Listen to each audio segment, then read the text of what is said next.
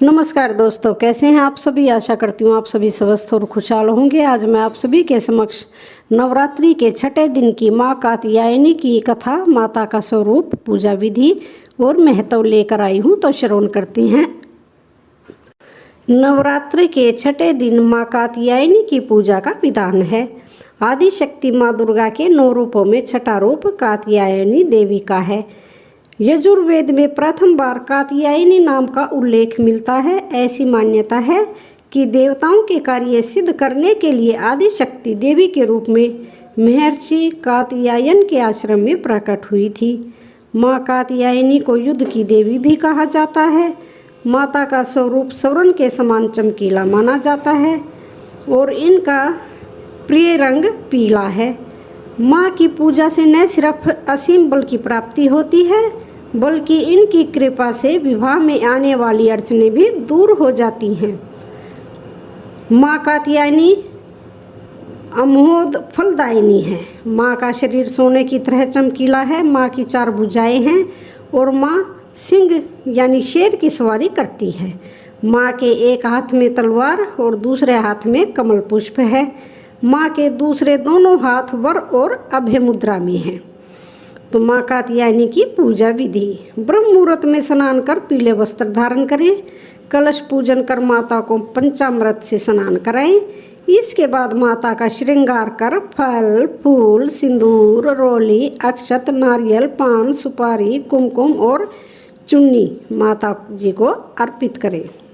अब धूप दीप प्रज्वलित कर माता के मंत्रों का जाप करें और व्रत कथा का पाठ करें। इसके बाद माँ कात्यायनी को शहद और मिठाई का भोग लगाएं। माता कात्यायनी की कथा। कात्यायनी माता दुर्गा के 9 रूपों में छठे स्वरूप के रूप में पूजे है। माता ने यह रूप अपने भक्त ऋषि कात्यायन के लिए धारण किया था। देवी भागवत पुराण में ऐसी कथा मिलती है कि ऋषि कात्यायन माँ आदिशक्ति के परम भगत थे। इनकी इच्छा थी कि देवी उनकी पुत्री के रूप में उनके घर पधारे। इसके लिए ऋषि कात्यायन ने कठोर तपस्या की थी।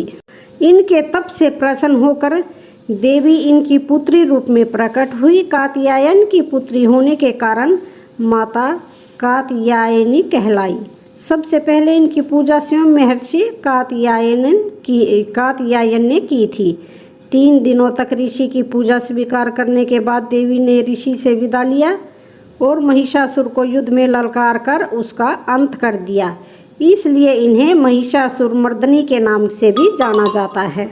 देवी कात्यायनी को ब्रजभूमि की अधिष्ठात्री देवी के रूप में भी माना जाता है।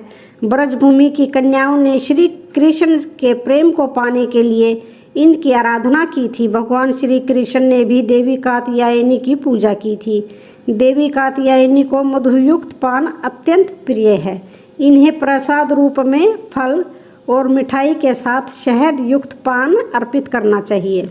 माता कात्यायनी का मंत्र।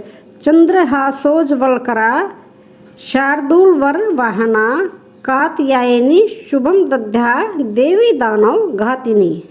इस मंत्र से देवी का ध्यान करके नवरात्र के छठे दिन देवी की पूजा करनी चाहिए। विवाह की बाधा दूर करने के उपाय। धर्म ग्रंथों के अनुसार माँ कात्यायनी का संबंध बृहस्पति से है।